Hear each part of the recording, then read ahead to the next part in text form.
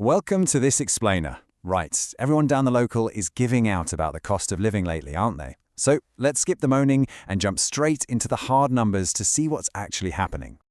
Look at where a typical Irish family's payslip goes before you can even draw a breath.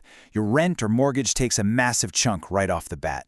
Then add in the energy bills, petrol, the weekly big shop, transport, and insurance. Honestly, the budget is absolutely devoured by the bare essentials before the month has even started. And here's the reality of it. The budget doesn't just stay tight, it actively compresses. As costs keep creeping up, that little bit of space for anything outside those essentials, like a meal out or sticking a few quid into the credit union, just vanishes. Working families are left living month to month, with the financial walls literally closing in.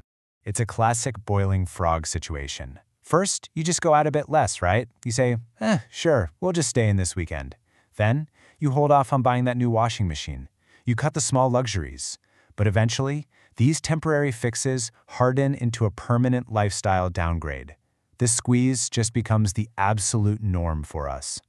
Which brings us to the next section, the Great Divide, renters versus homeowners. This is creating a massive fault line right down the middle of Irish society. Because look, if you're lucky enough to have a mortgage, you've got some sort of baseline stability. Your housing costs are relatively fixed, which gives you at least half a chance to put by some savings. But for a massive chunk of people, a whole generation of renters, it is just unrelenting pressure. Their financial buffer is shrinking, the dream of ever buying a place is slipping away, and that inequality gap, it's just getting wider and wider. We really need to understand that this divide isn't just about being a few euros short come payday. It fundamentally dictates the major milestones in life. It changes when, or even if, you decide to have kids. It decides where you can actually afford to put down roots, and it forces brilliant people into making really difficult career choices just to keep the landlord paid. It's quite literally altering the very structure of the country. Moving on to shrinking wages and savings, and why it feels like we're working harder just to stand still. Now, to be fair, wages in Ireland have gone up, we know that.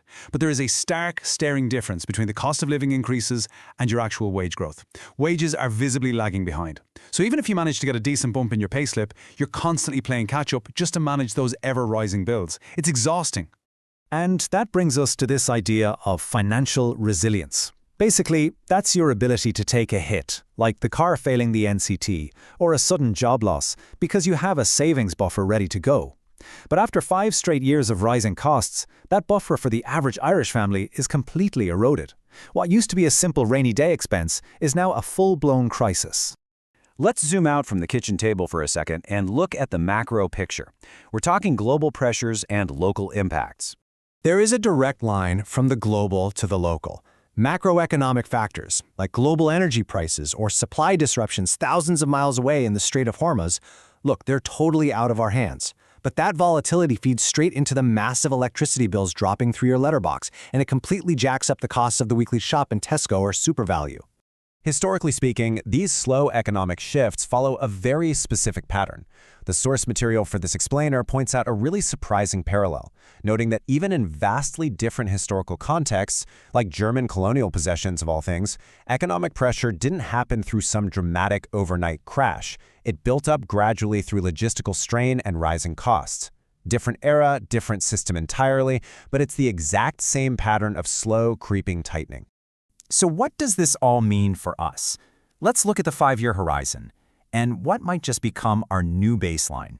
Think about it. If you expect costs to just keep rising, the whole psychology of the country changes. We become a far more cautious society. You delay buying a home, or you hold off on starting that small business you've always talked about down the pub. That lack of financial confidence makes everyone hunker down and play defensively, and ultimately that drags down the broader economy. It also forces this impossible geographic trade-off on people.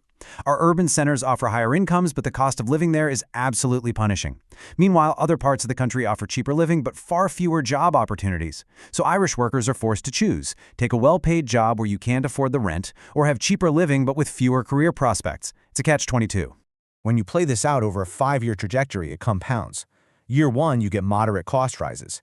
Year 2, those precious savings buffers completely deplete. By year 3, that defensive mindset really takes hold. Year 4, government policy changes struggle to keep pace with it all. And by year 5, that incredibly tight margin between your income and your costs, just the new normal. A much more expensive, divided baseline is fully locked in. So the absolutely crucial question to leave you with today is this. Will this become our new baseline? Is what feels like an incredibly tough slog right now destined to become the accepted permanent reality for Ireland 5 years from now? Are we all just adapting to a country where being comfortable means something entirely different? Thanks for joining me on this explainer, and I'll leave you to have a think on that.